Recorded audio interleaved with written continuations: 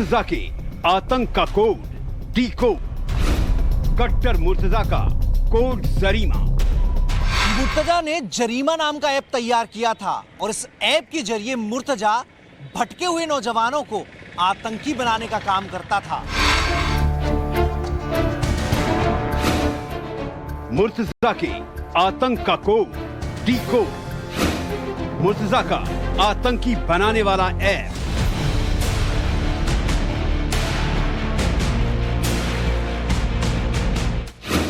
मुर्तजा के आतंक का कोड डी कोड। जिहादी मुर्तजा का टेरर इश्किया। मुर्तजा जन्नत की 72 हूरों के चक्कर में नहीं बल्कि ISIS की एक हूर के चक्कर में फंसा। वो उसे अपनी फोटो भेजती थी और मुर्तजा उसके अकाउंट में पैसे भेजता था। मुर्तजा के आतंक का कोड डी कोड।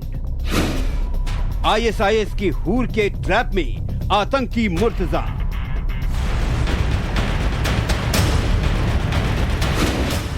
मुर्तजा के आतंक का कोड डी कोड। मुर्तजा सिर्फ मोहरा, राज है गहरा।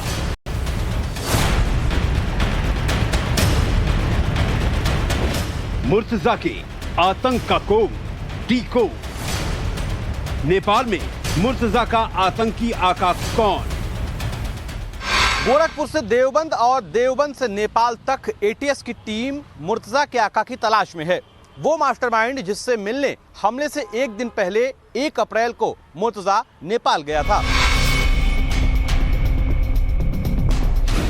मुर्तजा के आतंक का कोड डी कोड। क्या है दुबई से मुर्तजा का आतंक कनेक्शन?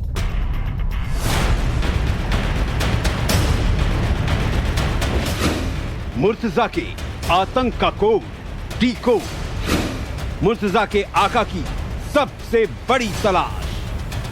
सिर्फ ATS नहीं बल्कि टाइम्स नाउ नवभारत के 10 रिपोर्टर्स की टीम गोरखपुर से लेकर नेपाल तक मुर्तजा के आका की तलाश कर रही है। मुर्तजा के आतंक का कोड डी कोड।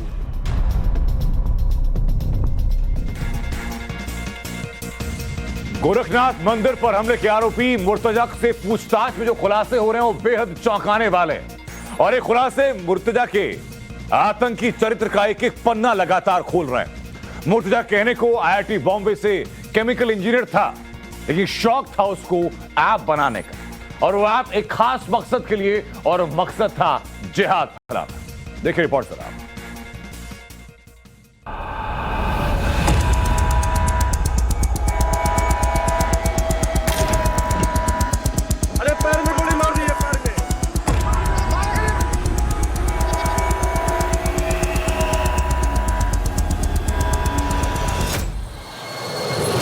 गोरखनाथ मंदिर पर हमले के आरोपित अहमद मुर्तजा अब्बासी के दिलो दिमाग में कट्टरपंथ बहुत गहराई तक उतर चुका था।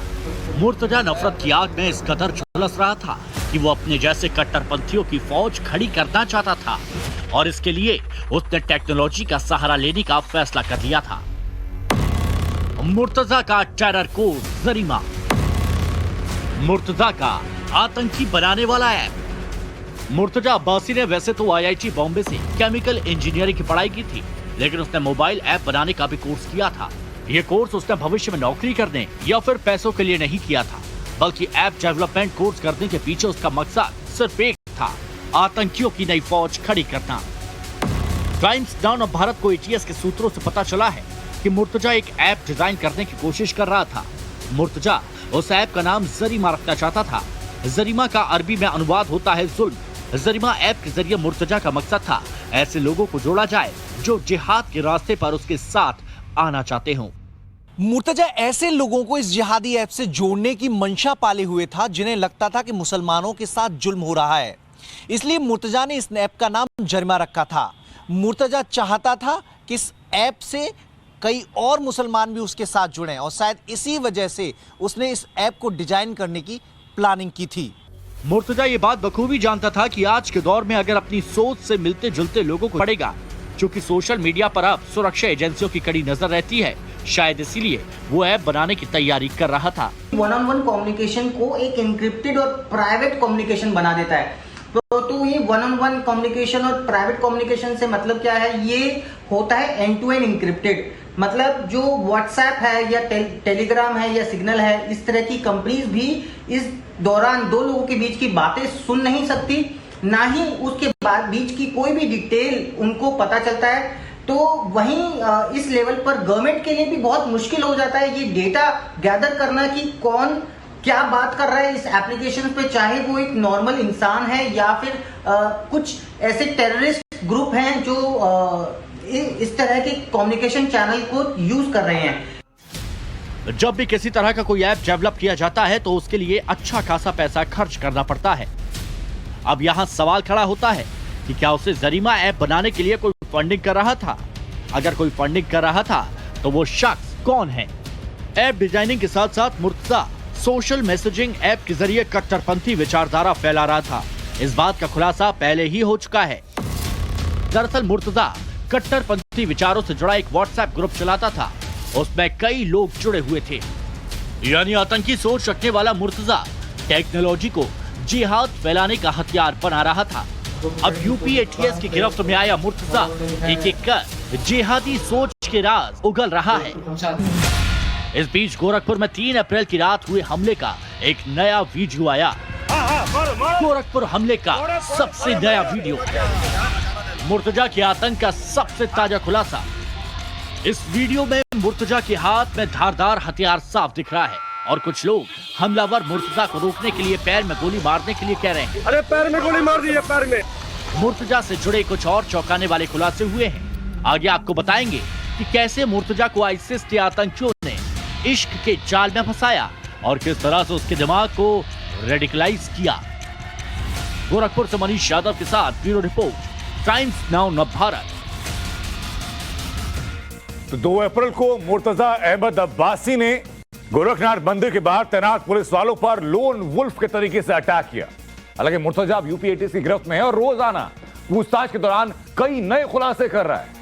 जो नया खुलासा मुर्तजा अब्बासी ने किया वो ये कि वो हनी ट्रैप में फंसा हुआ था। ये बात साफ हो चुकी है कि मुर्तजा अब्बासी आईएस यानी आतंकी संगठन की से जुड़ी हुई एक लड़की के संपर्क में था और उसकी जरूरतें पूरी करने के लिए लगातार उसके अकाउंट में पैसे डालता था।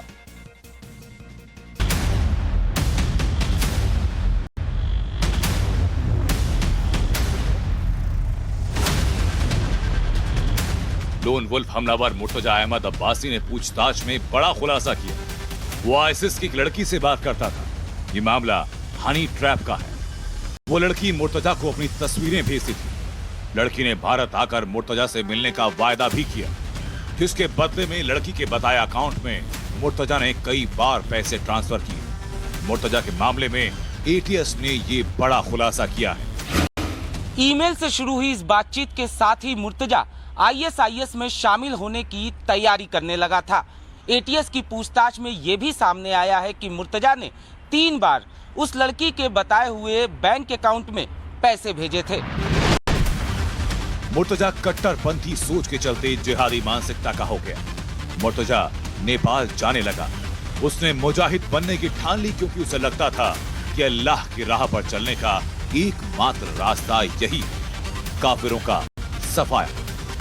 मुर्तजा आतंकी संगठनों की नजर में आया और मुर्तजा पर हनी ट्रैप का जाल फेंका गया, जिसमें वो फंस गया। इस तरह के तत्व 72 हूरों के चक्कर में पड़ जाते हैं, लेकिन हनी ट्रैप हुआ या अफेयर हुआ, दोनों परिस्थितियों में इसकी बृहद जांच की आवश्यकता है, जिसके लिए ये जरूरी होगा कि हमारे इन्वेस्टिगेटिंग एजेंसीज ये सुनिश्चित करें कि किन परिस्थितियों में ये संपर्क बना, पैसों का लेन देन किस प्रकार हुआ।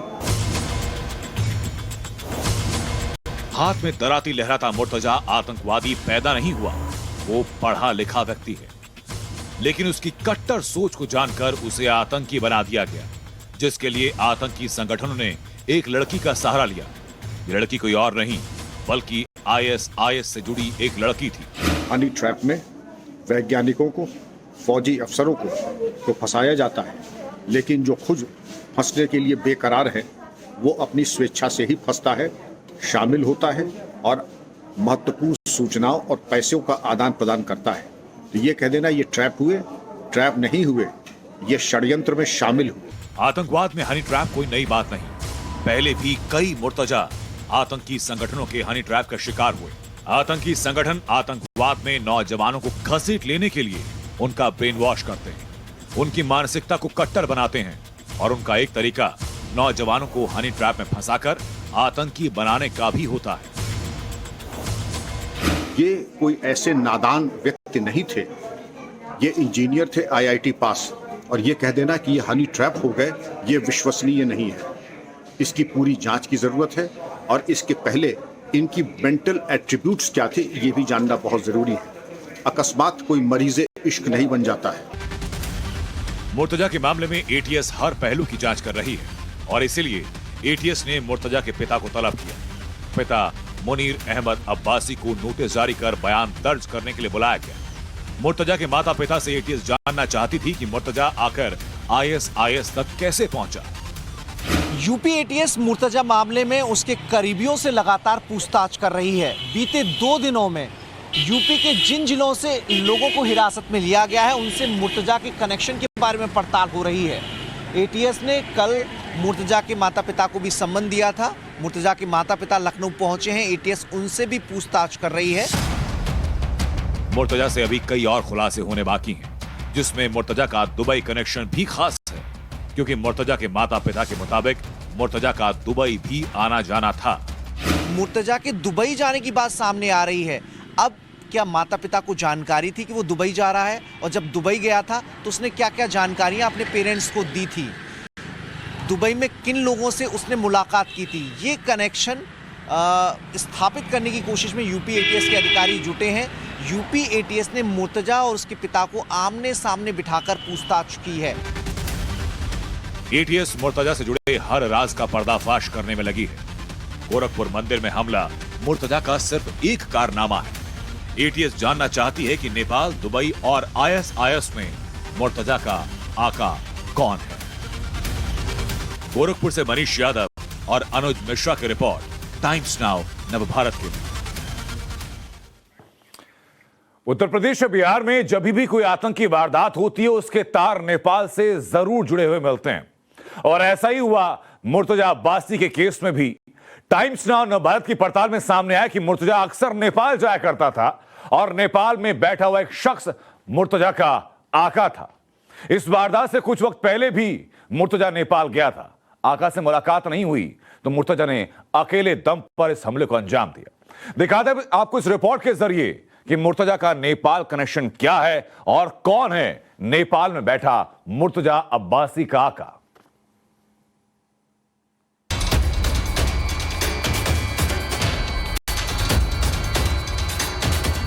भारत में टेरर, नेपाल कनेक्शन। गोरखनाथ मंदिर में हमला, नेपाल में प्लानिंग। नेपाल में मुर्तजा के आका की तलाश। आतंकी मुर्तजा ने रविवार की शाम गोरखपुर में जो कुछ भी किया, क्या उसकी पूरी प्लानिंग उसने नेपाल में बैठकर रची, और इस साजिश का असली मास्टरमाइंड मुर्तजा नहीं बल्कि कोई और है? इस सवाल का जवाब यूपी ATS भी जानने की कोशिश कर रही है। दरअसल मुर्तजा गोरखपुर में वारदात से ठीक पहले नेपाल गया था।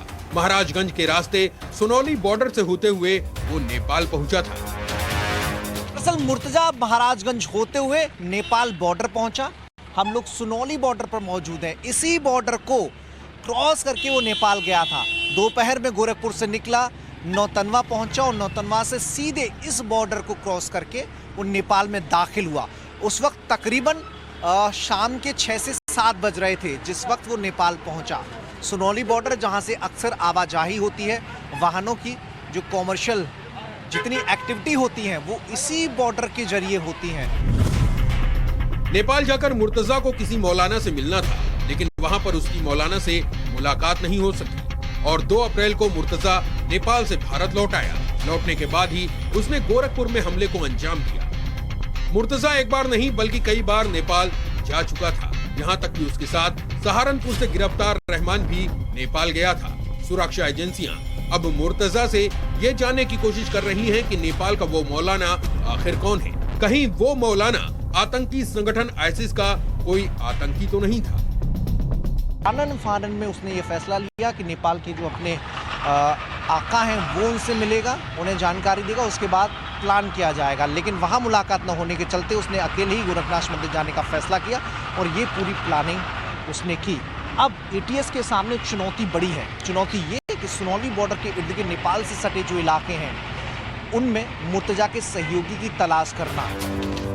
सूत्रों के मुताबिक नेपाल से मुर्तजा का आतंकी कनेक्शन काफी पुराना है। मुर्तजा ने नेपाल में ही बैंक अकाउंट भी खुलवाया हुआ था। नेपाली खातों के जरिए लाखों रुपए सीरिया भेजे थे। इसके अलावा मुर्तजा की साजिश थी कि वो गोरखपुर में हमले को अंजाम देने के बाद नेपाल भाग जाएगा और वहां से सीरिया चला जाएगा। लेकिन उसकी साजिश गोरखपुर में ही पुलिस वालों ने नाकाम कर दी। मुर्तजा नेपाल महाराजगंज की सीमा पर मौजूद कई मस्जिदों में भी जा चुका था। अब एटीएस की नजर नेपाल बॉर्डर से लगी सीमा पर बने मदरसों और मस्जिदों पर है। मुर्तजा जब रेडिकलाइजेशन के दौर में था तो नेपाल बॉर्डर से सटे इलाकों में कई मस्जिदों और मदरसों में उसकी आवाजाही रहती थी। वहाँ जाकर वो तकरीरें सुना करता था। 2016 से लेकर 2022 तक लगातार इसी दौर में मुर्तजा रहा। कई सारे मौलानाओं की वीडियोस भी देखा करता था। उसमें अबू हमजा भी शामिल था, अनवार उल हक भी शामिल था। इस तरह के कई वीडियोस भी उसके पेन ड्राइव से बरामद हुए हैं।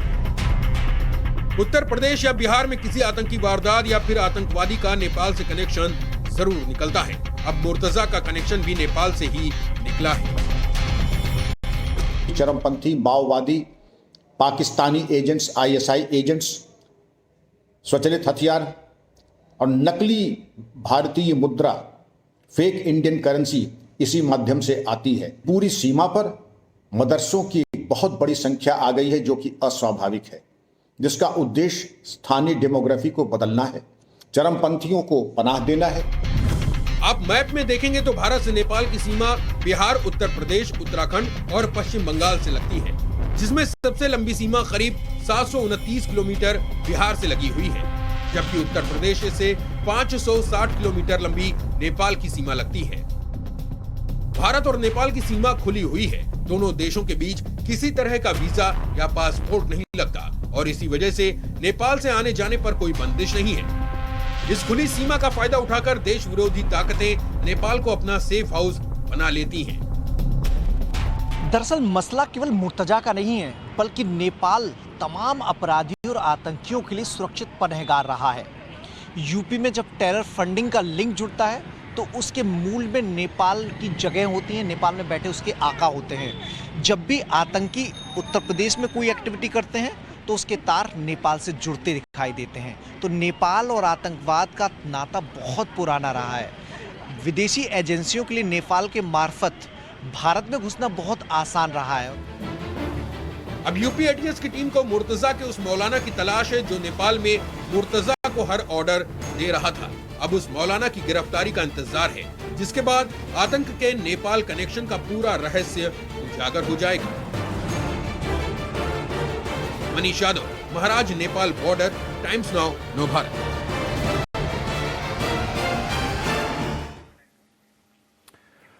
और अब बात राजस्थान के करौली की। करौली दंगे से जुड़ा हुआ एक एक वीडियो, एक एक तथ्य, एक एक सच और एक एक सबूत लगातार टाइम्स नाउ नव भारत आपको दिखाता आ रहा है। लेकिन उन तमाम सबूतों, तमाम वीडियोस के बीच एक सवाल लगातार उठता है जिसके जवाब देने में हर कोई खामोश नजर आता है, और वो ये कि मतलूब अहमद आखिरकार है कहां। वो कोई आम आदमी नहीं है बल्कि पार्षद है जिसने कांग्रेस को समर्थन दिया। एक ऐसे वक्त में जब दंगे भड़क रहे थे, मतलूब अहमद वहीं पर मौजूद था, फोन पर बात करते हुए, पुलिस वाले बगल में खड़े हुए थे।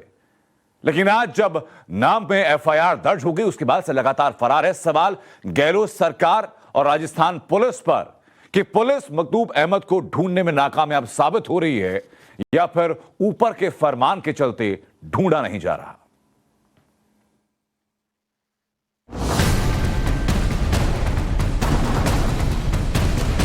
करौली का गुनहगार कब होगा गिरफ्तार? 7 दिन बाद भी राजस्थान पुलिस खाली हाथ। करौली में सांप्रदायिक हिंसा का मुख्य आरोपित मतलूब अहमद कब गिरफ्तार होगा? इस सवाल का जवाब करौली की जनता पूछ रही है। दंगों को 7 दिन हो चुके हैं, लेकिन अभी तक पुलिस की पकड़ से आरोपित मतलूब दूर है। टाइम्स नाउ भारत ने हिंसा वाले दिन का वीडियो दिखाया था, जिसमें मतलूब खान भीड़ के बीच खड़ा था और फोन पर बात कर रहा था। टाइम्स नाउ ऑफ भारत के पास दंगे के दिन के वीडियो मौजूद हैं। उन वीडियो ने राजस्थान की खाकी वर्दी पर भी सवाल खड़े कर दिए। वीडियो में दिख रहा है कि कैसे पुलिस वाले मूक दर्शक होकर हिंसा होते देख रहे थे। इस वीडियो में एसएचओ रामेश्वर दयाल जबकि एसपी मनराज मीना मौके पर मौजूद थे, लेकिन उन्होंने दंगा रोकने की जहमत नहीं उठाई। उन दो पुलिस अधिकारियों में से एसएचओ रामेश्वर दयाल को टाइम्स नाउ ऑफ भारत ने ढूंढ निकाला। जब टाइम्स नाउ ऑफ भारत संवाददाता ने उनसे पूछा कि उन्होंने दंगे के दौरान कोई कार्रवाई क्यों नहीं की, तो सुनिए उनका जवाब क्या था। मेरे पास एक वीडियो है, इसमें आप भी हैं वहाँ मौके पे। सर क्या कहेंगे भैया? सर मौके पे थे हम। तो फिर आपने रोका क्यों नहीं उनको रोका? कब रोका? टाइम्स नाउ ऑफ भारत के वीडियो में पुलिस वाले हाथ पर हाथ धरे दिख रहे हैं, लेकिन राजस्थान के डीजीपी को अभी भी जांच का इंतजार है। देखिए, अभी क्योंकि जांच के बाद जो भी स्थिति आएगी सामने, उनके विरुद्ध बिल्कुल कार्रवाई की जाएगी। जहां तक परमिशन देने का सवाल है, 2015 से के बाद यहाँ पर जुलूस की अनुमति नहीं मांगी गई थी। ये 2015 के बाद 7 साल के अंतराल बाद ये मांगी गई थी। और मेरा ये मानना है किसी को रोकना ठीक नहीं है। जो व्यवस्था स्थापित करके त्योहार मनाने की इजाज़त दिया जाना उचित होता है। करौली हिंसा के आरोप में पुलिस ने अब तक 44 लोगों की पहचान की। इनमें से 23 आरोपित अब तक गिरफ्तार किए जा चुके हैं। करौली सांप्रदायिक हिंसा से जुड़ी खबरें टाइम्स नाउ ऑफ भारत पर दिखाए जाने से पुलिस प्रशासन बौखलाया हुआ है। आरोप है कि जिन घरों में जाकर टाइम्स नाउ ऑफ भारत की टीम ने वीडियो बनाया था, पुलिस उन घरों के लोगों को परेशान कर रही है। अब देखिए, police times Now of Bharat से तो कुछ कह नहीं सकती, लेकिन उन लोगों को प्रताड़ित किया जा रहा है जिनके घर और छत से हमने कुछ विजुअल्स बनाए। एक ये देखिए, इनके घर से हमने बताया था, जिम के पीछे की तरफ इनका घर है, जहां से हमने कुछ विजुअल बनाए थे। क्या हुआ है आपके साथ? मेरे छोटे भाई को घर से कल शाम को लगभग 8:10 पे 30-35 पुलिसकर्मी आए थे और जबरदस्ती छोटे भाई को और दोनों छोटे भाई के बेटों को उठा करके ले गए कि पूछताछ करने। अभी तक पुलिस द्वारा अब 11 बज चुके हैं, 14 घंटे होने के बाद भी अब भी नहीं छोड़े गए हैं। करौली के बाद राजस्थान सरकार इस कदर घबरा गई कि अलग अलग जिलों में धारा 144 लगाकर धार्मिक आयोजनों को रोकने पर तुल गई है। रामनवमी का त्योहार आने वाला है, उससे पहले ही प्रदेश के कोटा, बीकानेर और अब अजमेर में धारा 144 लागू है। इतना ही नहीं, जिला प्रशासन ने सड़कों पर धार्मिक झंडे लगाने, डीजे बजाने पर भी रोक लगा दी है। अब जब इन जिलों में धारा 144 लागू होगी तो रामनवमी का जुलूस कैसे निकलेगा? राजस्थान की शांति को किसी ने खत्म किया तो उसके दोषी अशोक गहलोत जी हैं। और अशोक गहलोत जी की जो अपीजमेंट की पॉलिसी है, साफ नजर आता है कि उन्होंने खुद ने एक ऐसा पक्ष खड़ा कर दिया बहुसंख्यक और अल्पसंख्यक के नाम से। प्रदेश के कई जिलों में धारा 144 लागू करने को लेकर बीजेपी अशोक गहलोत सरकार पर हमलावर है। इन सब के बीच शुक्रवार को करौली में लागू कर्फ्यू में कुछ घंटे की ढील दी गई थी। 3 घंटे की ढील में स्थानीय लोगों ने घर से निकलकर जरूरत के सामान खरीदा, लेकिन अभी भी लोगों के मन में हिंसा का डर बना हुआ है। Bhanwar Pushpendra, Karauli, Times Now of Bharat. और अब बात बुलडोजर की। उत्तर प्रदेश में माफियाओं और अवैध धंधों वालों की शामत आ चुकी है। कहा जा सकता है कि योगी सरकार के सत्ता में दोबारा आने के बाद भूमाफियाओं की काली कमाई के लिए बुलडोजर काल बन चुका है। कल बरेली तो आज मुरादाबाद में बुलडोजर का एक्शन दिखा। यानी योगी सरकार ने जो वादा चुनाव में किया था, अब उसे जमीन पर उतारा जा रहा है।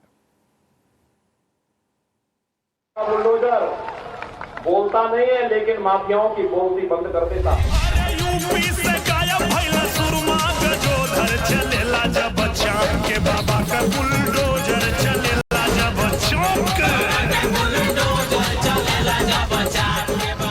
जिस बुलडोजर ने यूपी चुनाव में धूम मचाई और विरोधियों को धूल चटवा दी, अब वही बुलडोजर पूरे एक्शन में यूपी में धमाल मचाए हुए।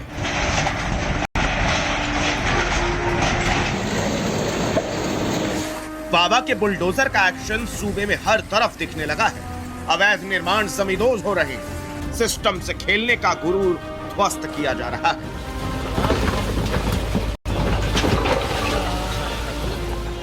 सबसे ताजा एक्शन मुरादाबाद में हुआ, जहां एक 4 मंजिला बिल्डिंग कानून के थपेड़ों से जमीन में मिला दी गई।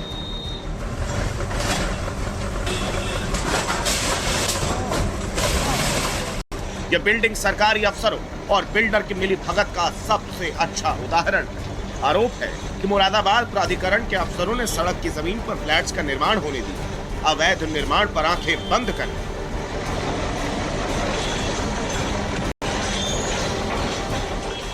मानचित्र स्वीकृत के विपरीत इन्होंने जो विचलन करके जो हिस्सा बनाया है, हम लोग उसको आज तोड़ रहे हैं। मैं ये तो नहीं अभी एग्जैक्ट डेट नहीं बता सकता हूँ, लेकिन जब से भी बना है अभी फिनिश नहीं हुई है, बिल्डिंग निर्माणाधीन है अभी, तो हम लोग इसको बीच में निर्माणाधीन के दौरान ही इसको जो है जो असमनीय भाग है उसको तोड़ रहे हैं। अभी एक दिन पहले ही बरेली में समाजवादी पार्टी के विधायक शहजिल इमाम के पेट्रोल पंप को प्रशासन ने ध्वस्त कर दिया। पेट्रोल पंप कथित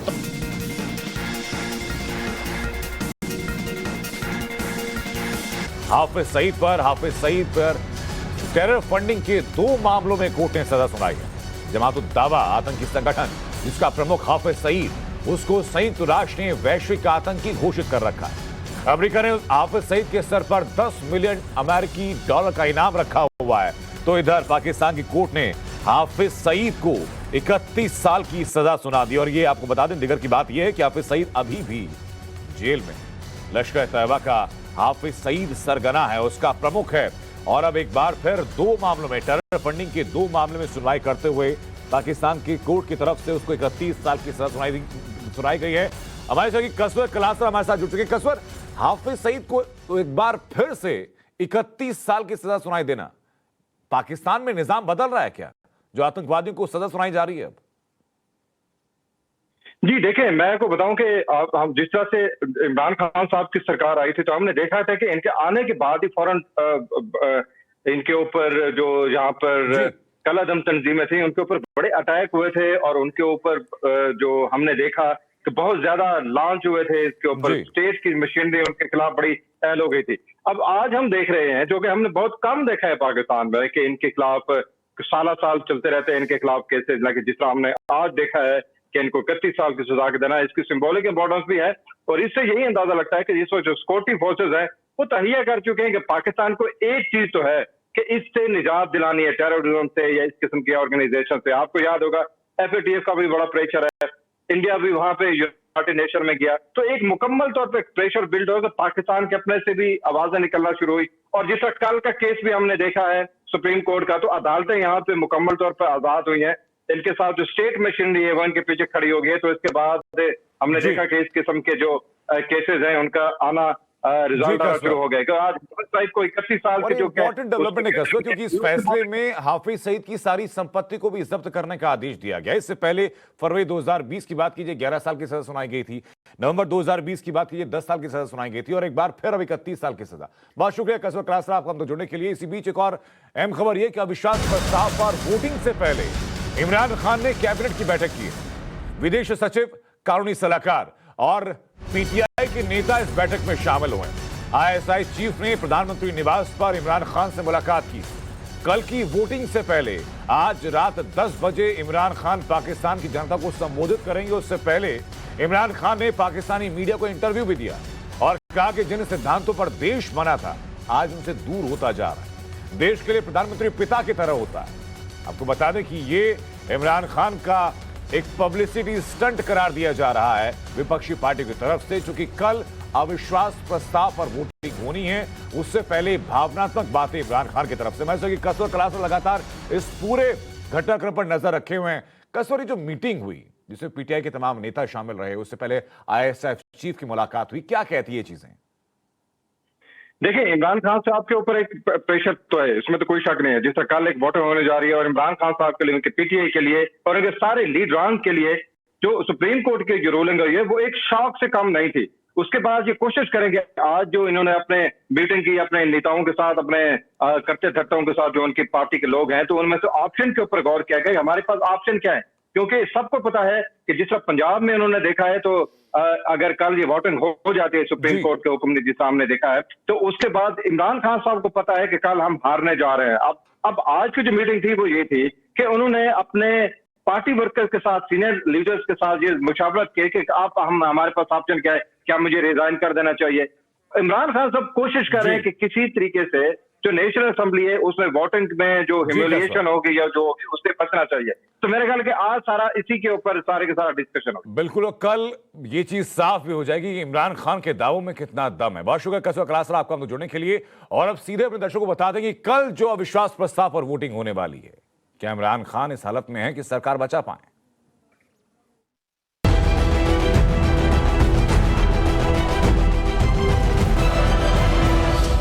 पाकिस्तान का कैप्टन क्लीन हो।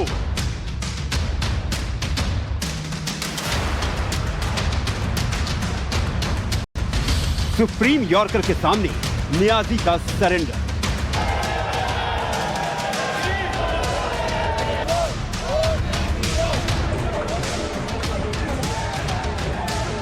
सुप्रीम कोर्ट ने कहा इमरान असंवैधानिक। सुप्रीम फैसला मानेंगे इमरान एंड कंपनी।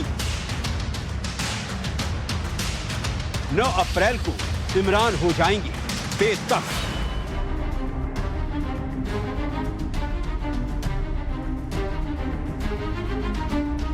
कभी भागे थे मुशर्रफ, अब इमरान भगोड़ा। बुशरा की राजदार सीक्रेट बैग लेकर फरार। इमरान ने पाकिस्तान से पार कराई दौलत।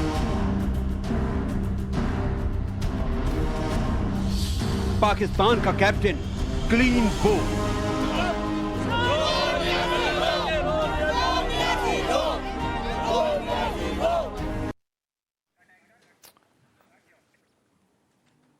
तो कल इमरान खान का लिटमस टेस्ट होने वाला उनकी सत्ता को लेकर के। अविश्वास प्रस्ताव पर फिर वोटिंग होने जा रही है, क्योंकि कोर्ट के द्वारा दिए गए फैसले में 3 तारीख की स्थिति को यथास्थिति रखने का आदेश दिया गया था। यानी इमरान खान प्रधानमंत्री पद पर बने रहे और अब कल अविश्वास प्रस्ताव पर वोटिंग होनी है।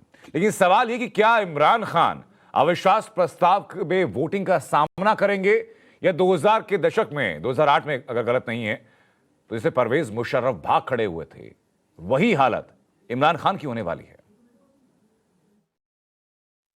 सूरी को हमने रगड़ा, रगड़े पे रगड़ा, न्यासी को हमने रगड़ा, अलवी को। पाकिस्तान के प्रधानमंत्री इमरान खान के खिलाफ बिलावल भुट्टो जरदारी के समर्थक नारे लगा रहे हैं। इमरान को हमने रगड़ा, दबस कलंदर, दबस कलंदर। सुप्रीम कोर्ट के फैसले के बाद खुशियां मनाई जा रही हैं।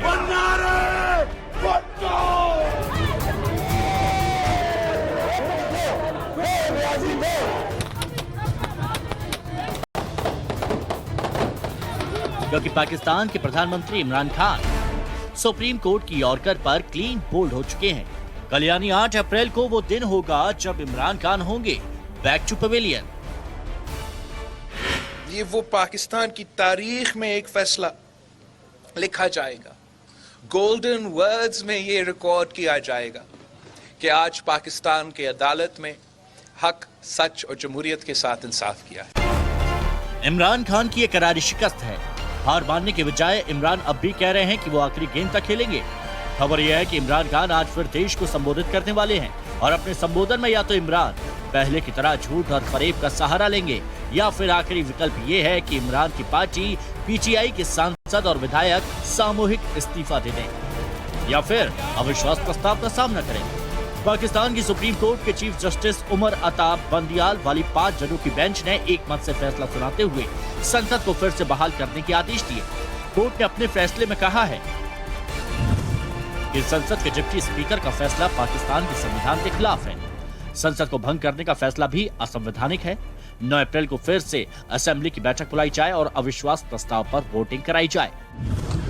माशाअल्लाह ऐसे शख्स से निजात मिली है जिसने पाकिस्तान को बिल्कुल मुआशी तौर पे तबाह बर्बाद किया है, पाकिस्तान के आम आदमी को भूखा मार दिया है और पाकिस्तान को बिल्कुल कंगाल करके रख दिया है और पाकिस्तान को एक अपना बहुत ही ऐसी जगह पे पहुंचा दिया जहां कभी तसव्वुर नहीं हो सकता था।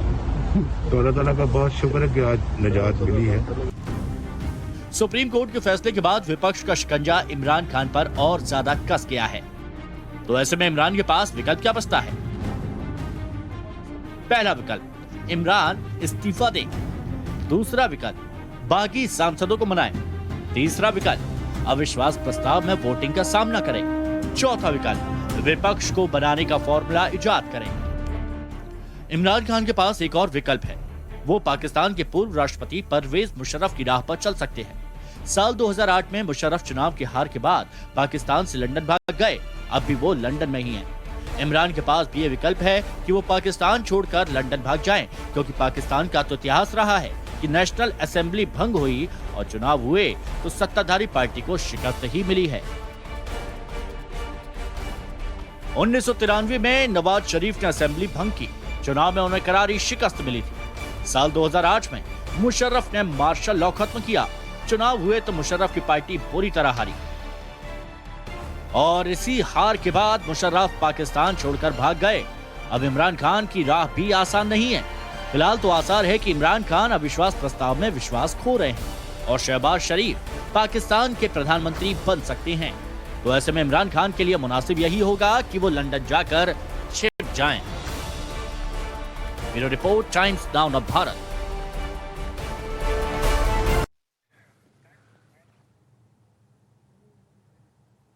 लेकिन इमरान खान का विकेट गिरा तो उनकी टीम के खिलाड़ी भी चोरी छिपे मैदान छोड़ने लगे।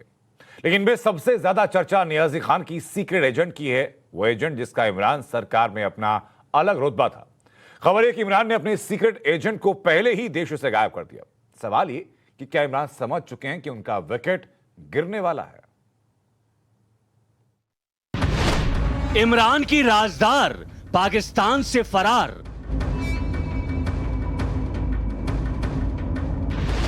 नियाजी की सीक्रेट एजेंट गेम के बीच कहां एब्सेंट। बुशरा बीवी की पार्टनर मुल्क से हुई रफू चक्कर।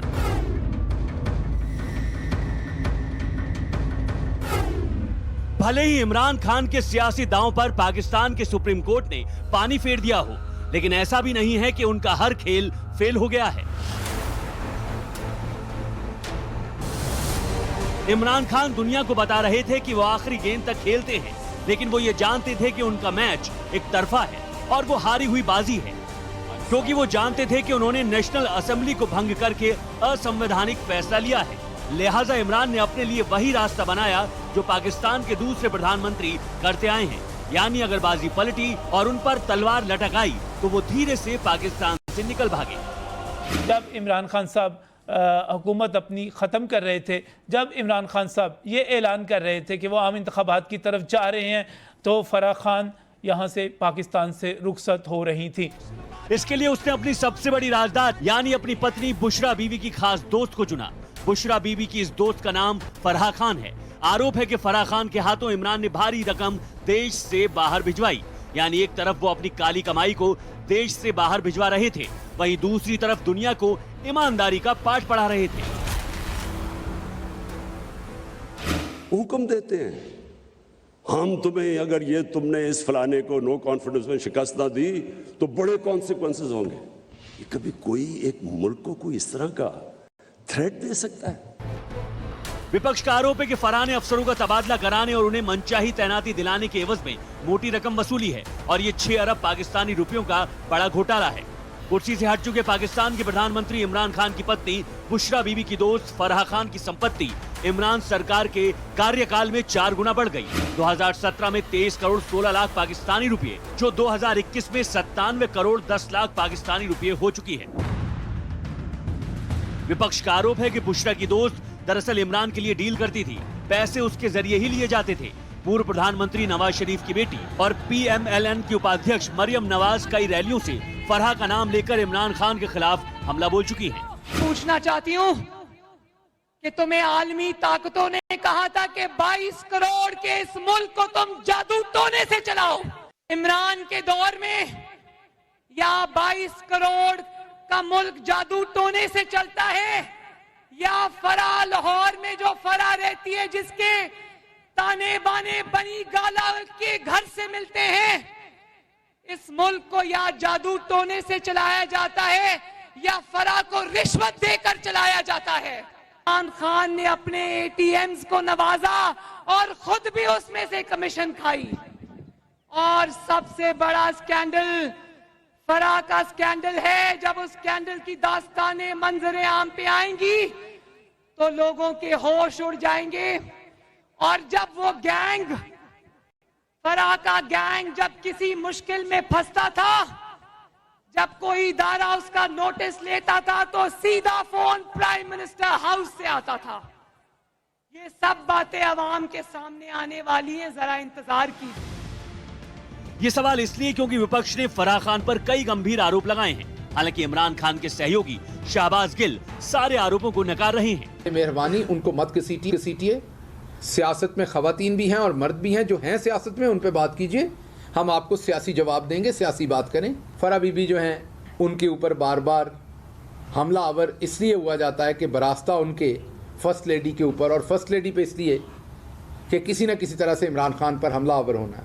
अगर तो आपके पास कोई ऐसी चीज़ है कि फराह बीबी ने कोई ठेका लिया है सरकार से, उन्होंने कोई ओहदा लिया है, उस ओहदे का उन्होंने कोई फ़ायदा उठाया है, तो ज़रूर शेयर करें लोगों से।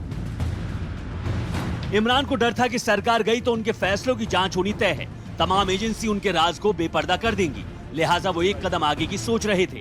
इमरान जानते थे आरोपों का जवाब तो मुमकिन है, लेकिन अगर अवैध कमाई सरकारी एजेंसियों के हाथ लग गई तो राजनीतिक करियर का द एंड हो जाएगा, जेल अलग से होगी। पाकिस्तानी संसद भंग होने और इमरान की कुर्सी जाने के बाद फराह पाकिस्तान छोड़कर जा चुकी हैं। खबरें ये भी आ रही हैं कि कई पीटीआई के नेता विदेश भाग रहे हैं। उन्हें डर है कि अगर विपक्ष के नेता सत्ता में आए